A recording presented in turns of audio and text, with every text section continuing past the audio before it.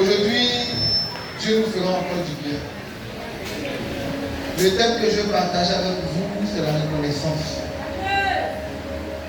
Vous savez, à chaque fois que Dieu fera un miracle dans vos vies, soyez reconnaissants. La reconnaissance, c'est la capacité, c'est une capacité spirituelle ou surnaturelle que Dieu donne à un homme qui doit aller loin. Quand tu n'es pas reconnaissant, tu ne peux pas apprécier d'autres choses qui vont venir. La reconnaissance est la marque des grands. Beaucoup de personnes ne sont pas reconnaissantes quand Dieu pourvoit leur vie ou pourvoit pour un domaine de leur vie. Et ça ferme le ciel sur vos vies. Soyez reconnaissants. La première personne vers qui nous devons manifester notre reconnaissance, c'est le Dieu créateur, le Dieu de l'univers, l'Éternel, le Dieu de la Bible.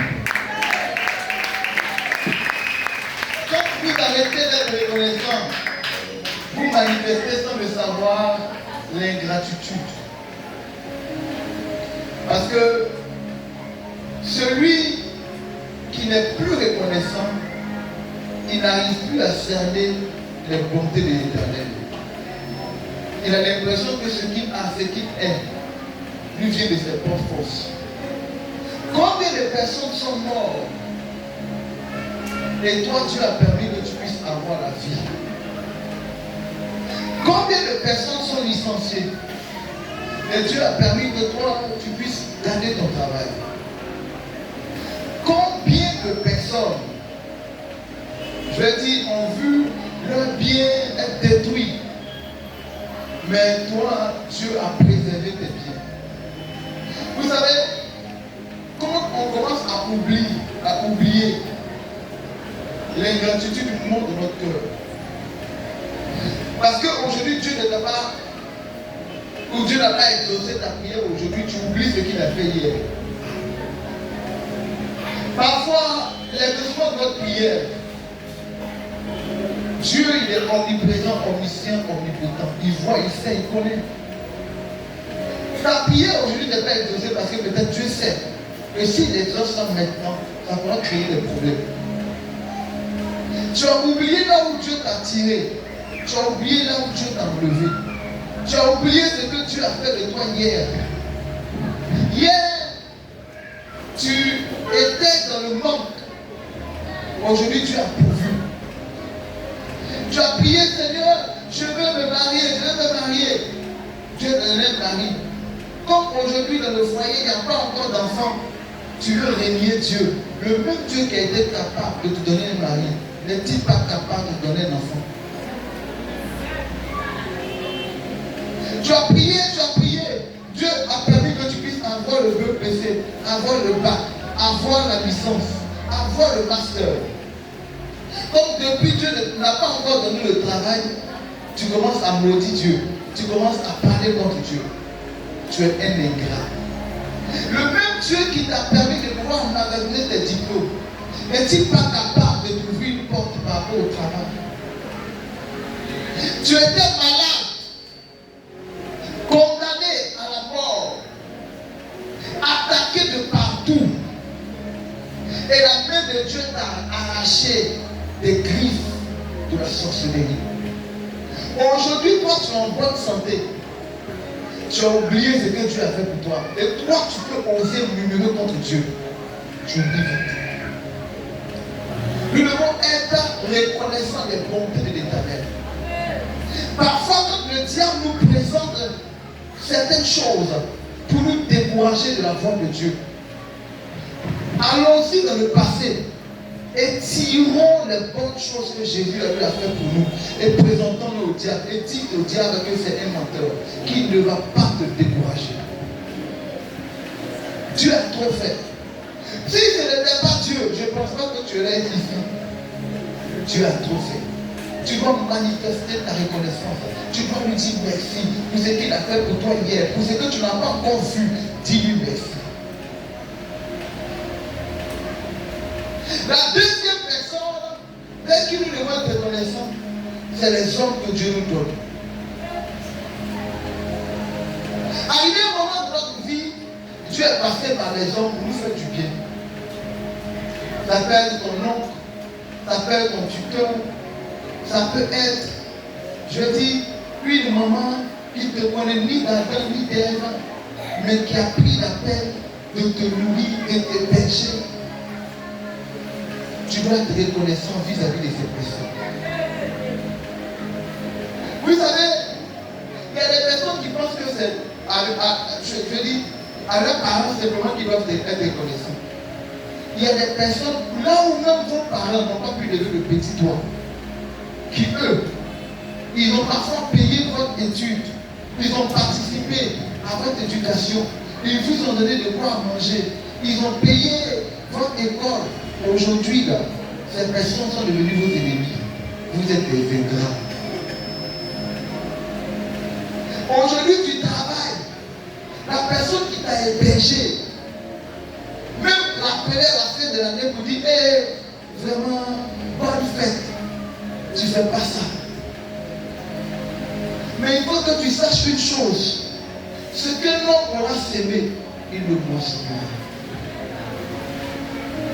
Et la troisième personne que nous devons honorer et être reconnaissants, ce sont les hommes de Dieu. Aujourd'hui, là, beaucoup de personnes meurent de façon prématurée parce qu'ils ne sont pas reconnaissants. Je vois des personnes qui sont en train de blâmer, d'insulter, de critiquer les hommes de Dieu, mais ne connaissent pas le poids que les hommes de Dieu ont. Ils ne connaissent pas la vie ministérielle. Quand tu es venu à l'église, rappelle-toi de comment tu étais. Rappelle-toi. Rappelle-toi de la maladie avec laquelle tu es venu. Rappelle-toi. Rappelle-toi du chômage chronique dans lequel tu étais. Aujourd'hui, tu as commencé à te faire grâce. Le pasteur Martin, tu baptises. Rappelle-toi. L'ingrat ne peut pas prendre part au royaume de Dieu. Tu dois manifester ta gratitude et ta reconnaissance vis-à-vis de ton pasteur. Quand tu es venu, tu étais malade. Il a pris son temps, il a pris son énergie, il est rentré dans un moment de jeûne pour toi. Jésus t'a guéri. Toi qui ne pouvais pas parler, aujourd'hui, toi tu dois t'arrêter, tu vas parler comme ton pasteur. Aujourd'hui, toi, tu vas écouter ce que les gens disent dans l'église.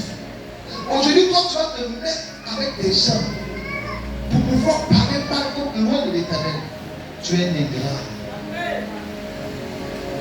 Tu es un ingrat. Et l'ingrat n'ira pas loin. L'ingrat n'ira pas loin. Vous savez, chaque homme de Dieu a son caractère. Quand on parle de homme de Dieu, il y a homme de Dieu. Il y a d'autres qui ont le caractère ou le tempérament chaud. Il y a d'autres qui sont doux. Mais tu sais, Dieu savait que s'il te donne un homme de Dieu, le caractère doux, ça n'est pas de bon pour ton éducation spirituelle. Dieu est trop sage. C'est pour ça qu'il t'a donné quelqu'un qui a peut-être un caractère chaud, qui pourra par son caractère t'aider à pleinement accomplir ta destinée. Sois reconnaissant. Rappelle-toi de là où Dieu t'a enlevé. Rappelle-toi de là où Dieu t'a tiré. Rappelle-toi de ce que Dieu a fait par le canal de son serviteur. Sois reconnaissant. La reconnaissance nous pousse à honorer. La reconnaissance nous pousse à donner. Le premier pas de la reconnaissance, c'est notre capacité à pouvoir donner. Quand tu es reconnaissant vis-à-vis des bienfaits d'une personne, on va prendre un exemple. Tu vas voir ton nom pour que ton nom puisse t'aider à passer un concours.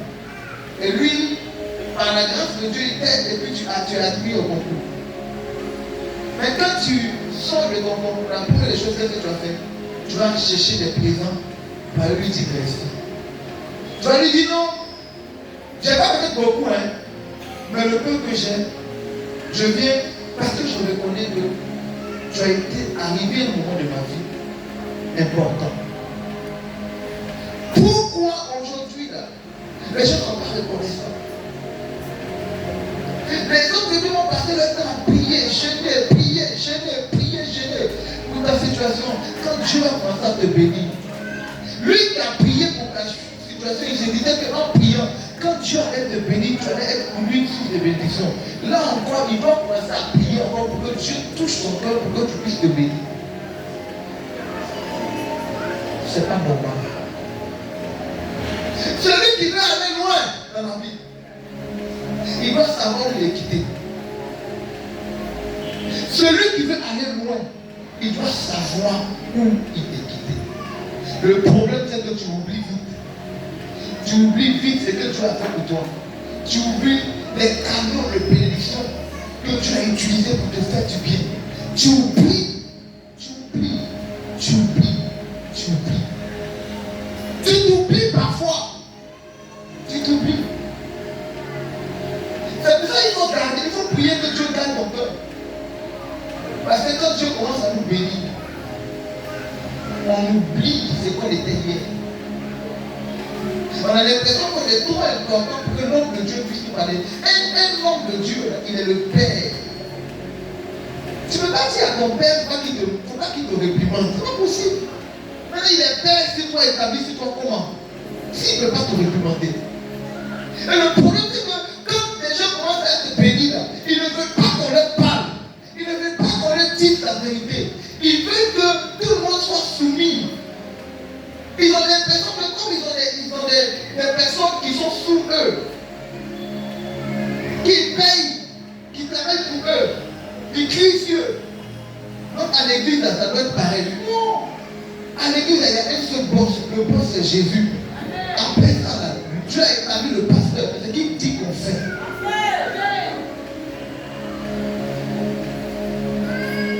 Il y avait un homme qui s'appelait Pierre et puis Jean. Ils étaient à l'entrée de la porte du temple qu'on appelait la Belle. Et la Bible dit que là, il y avait un mendiant qui était assis. Et lui, il demandait à chaque fois de l'argent. Il demandait de l'homme. Ils ont vu Pierre et Jean. Ils ont demandé. Pierre dit, nous, on n'a rien à donner. Mais c'est que nous avons, on te le donne. Alors on dit que ce que nous pensons te donner est supérieur que l'argent. Un pasteur n'a pas d'argent à donner à un fidèle. Mais ce qu'il donne aux fidèles, lui donne l'argent. Le monde est spirituel avant d'être physique. L'argent que tu cherches physiquement, il faut déjà avoir ça spirituellement. Pour que tu puisses avoir ça physiquement. Et celui qui peut te le donner physiquement et spirituellement, c'est un pasteur. C'est pourquoi 2 Chroniques 20 dit, confiez-vous en l'Éternel, vous serez affermis. Mais confiez-vous en mes prophètes, et puis vous réussirez. La réussite selon Dieu est cachée dans l'obéissance qu'un prophète te donnera, ou dans la direction, la directive qu'un prophète te donnera. Aujourd'hui, les pasteurs commencent à être méchants. D'autres disent que les pasteurs sont des escrocs. Mais qui est pasteur qui a reçu un appel authentique va monnayer son talent? C'est parce qu'ils ont fait face à des fidèles, à des faux fidèles. Parce qu'on parle toujours des faux pasteurs, on ne parle pas des faux fidèles qui introduisent des faux pasteurs, des faux fidèles qui poussent les vrais pasteurs à devenir des faux pasteurs. Rappelez-vous que c'est à cause du peuple que Moïse n'est pas entré à Canaan. Dieu dit, parle au rocher, par colère, parce qu'il était furieux de voir la désobéissance du peuple. Il a frappé sur le rocher. Dieu dit, à cause de ça, tu ne rentreras plus. Vous savez, la majorité des faux pasteurs que vous appelez aujourd'hui faux pasteurs, ils ont été une fois vrais. Ou ils ont commencé vrais. Mais le problème, c'est que le peuple a modifié ces personnes jusqu'à ce qu'ils puissent devenir de faux pasteurs. Ils ont rencontré des personnes pour qui ils ont prié. Dieu a commencé à bénir. Ils se sont rendus compte que le pasteur là, ne ressent pas la dîme que lui, il doit avoir. Et il est parti donner ça à un pasteur, à un bishop à quelque part là-bas. Oh, le monsieur, c'est lui qui a prié. Moi, je me rappelle d'une maman pour qui j'ai prié, qui avait son argent bloqué depuis plus de 3 ans. Quand j'ai vu de prier pour elle, elle a rencontré un pasteur. Le pasteur lui dit, en ce moment, il n'est pas encore consacré. Le pasteur lui dit que non, on ne peut pas donner 10 là. C'est trop beaucoup au pasteur. Qu'il est jeune, il n'est pas encore consacré. Si tu lui donnes là, ça va fermer son ciel. Et nous, moi-même là, mon ciel est fermé. Et effectivement, la dame a pris l'argent là. Le père a-t-il donné. Elle était avec sa soeur. C'est sa soeur qui m'a appelé pour dire, ma soeur là, l'argent était débloqué. Mais ce qu'elle a fait, je n'ai pas aimé. Et c'est comme ça qu'elle a dit à sa soeur, que ce que tu fais n'est pas bien. Le jeune, il était là, dans le moment de pénitence, de moments difficiles. Il priait, il chaînait jusqu'à ce que Dieu décante. Aujourd'hui, tu as décanté là. Toi, tu vas prendre l'offrande à quoi dans quelqu'un d'autre. Et beaucoup de chrétiens font ça. Nous là, on vit par la foi. On sait Dieu. On est rémunéré par Dieu. Mais par les hommes. Et que Dieu utilise des hommes pour nous bénir. Mais si toi il t'a béni et que tu ne donnes pas, comment le pasteur, lui, il va vivre? Tu vois que tu es égoïste, tu ne penses qu'à toi. Ah non, on n'a qu'à vivre par la foi. Et toi, tu refuses de vivre par la foi. C'est-à-dire que c'est les pasteurs, eux, là, c'est Dieu qui a été début à le bénir. Mais il y a un principe qui dit que d'apporter dans la maison du trésor toutes les dîmes et toutes les offrandes. Pourquoi tu ne donnes pas? Moi, j'ai fini par conclure et par déduire qu'une personne qui ne te donne pas l'argent, c'est une personne qui ne t'aime pas. Je ne peux pas dire que tu m'aimes et que tu ne me donnes pas l'argent. Ta fiancée, avant qu'elle devienne ta femme là, l'amour que tu as manifesté le premier jour, t'as poussé à faire quoi? À organiser une rencontre. Pour certaines personnes, ils n'ont même pas d'argent. Ils vont prendre crédit, je peux me prêter 10 000 ans. C'est Saint-Valentin hier, j'ai invité. Je pousse plus loin pour dire qu'il y a d'autres personnes même là. L'argent me retient dans ces crédits. Et ils n'ont pas. Mais tu sais, c'est l'amour que tu portes vis-à-vis de la personne qui te pousse à te sacrifier. Un pasteur, lui, il passe son temps à gêner. Mais vous savez ce que le gêne qu'on peut créer comme impact sur la santé pour les gens qui n'ont même pas idée de ce que le prophète représente dans leur vie. Bon, imagine quelqu'un qui ne mange pas, il fait 40 jours, quand il sort, on m'a dit mon fils, pardon, on m'a dit de mon parler, il faut descendre. Il dit que faut attendre un peu. Il dit, papa, Dieu m'a dit, il dit quelque chose Dieu a dit, il faut le mettre au pot. Mais quand tu descends là, il faut essayer de te traiter. Mais une personne qui se sacrifie pour les fidèles, vous devez vous sacrifier pour lui. S'il dit qu'il a besoin de quelque chose, vous devez rentrer en bourse. Quand vous avez un problème là, lui il rentre en bourse, il rentre, il se prie la couture. Est-ce que vous avez chez vous connaissez chez vous? Ici là, ceux qui ont fait 3 jours à 7 là, ils sont 1-1. 3 jours à 7, 3e jour. La nuit, le 3e jour là, tu dors. Tu ne sais pas si tu es réveillé, tu ne sais pas si tu dors. Mais vous parlez de quelque chose. Tu regardes l'heure aussi n'avance pas, c'est comme des gouttes. Tu fais le fait, tu ouvres. Il est 1h10. Tu fais, tu ouvres. Tu penses qu'il est 5h, il est 1h05.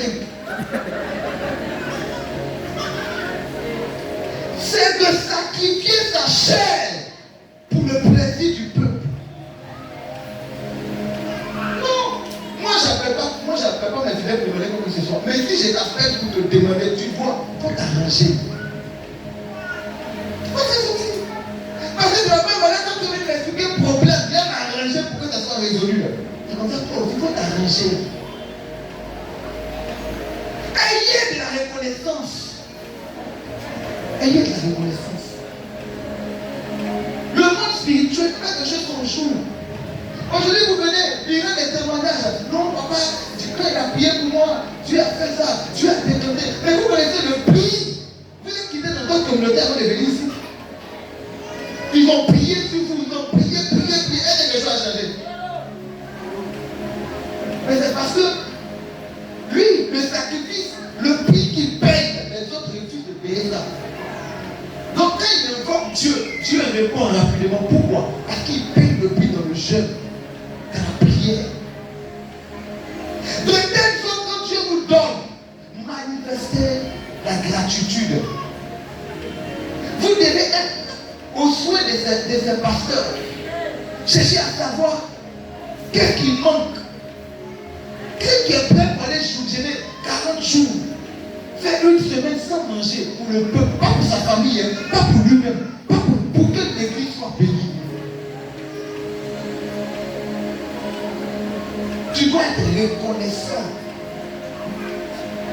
Reconnaissant des bienfaits de l'Éternel et reconnaissant pour la vie de ton pasteur. En principe, un pasteur qui a une communauté, il ne doit pas manquer de quelque chose. De la même manière que lui, le pasteur, il doit réfléchir sur comment les fidèles doivent être bénis. Quand les choses commencent à se compliquer, il cherche Dieu, il prie pour qu'il y ait des blocages. C'est de cette même manière que l'église doit réfléchir sur comment le pasteur, on va prendre soin de lui. Comment on va payer sa maison. Au lieu de critiquer là, il faut faire des pas qui vont bénir votre vie. Je ne sais pas, mais mon message est ici, hein? Mais je ne suis même pas en train de prêcher mon message. C'est poussé par l'esprit que je suis en train de parler. Le message que je dois prêcher là, c'est pas ce que je suis en train de dire.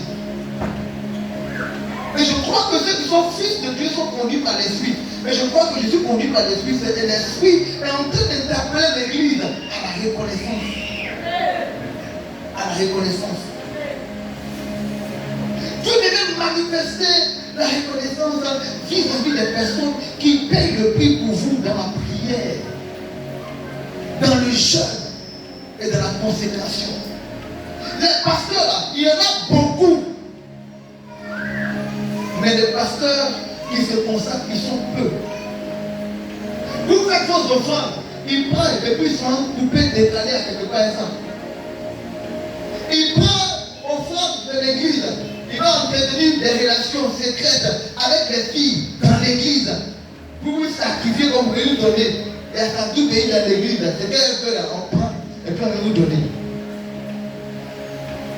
Et ils vont s'asseoir d'en bas, ils vont chauffer à un an d'offrande de l'église. Mais quand Dieu vous donne des pasteurs responsables qui pensent à l'évolution des membres, qui payent le prix dans le jeûne et dans la prière, je pense pour ma part que nous devons soutenir ces personnes. Vous savez combien d'églises sont fermées? Combien de pasteurs sont morts? Et la maladie des pasteurs, c'est l'AVC. À force de réfléchir. À force de réfléchir. Il va réfléchir sur le loyer, comment on paye le local. Il va réfléchir sur sa famille. Il va réfléchir. Et il réfléchit sur tout ça. Et puis encore, il doit venir encore prier pour vous. Nous devons être reconnaissants. Si Dieu vous a donné un bon pasteur, soyez reconnaissants. Faites du bien à votre pasteur. Soutenez votre pasteur. N'écoutez pas ce que les gens vous disent. Quand Dieu met dans votre cœur le faire, il faut faire. N'attendez pas. Parce qu'il y a des personnes là, qui ont un esprit ils font cotisation façon. Dieu t'a mis à cœur de faire quelque chose, tu cherches à savoir ce que les autres vont donner.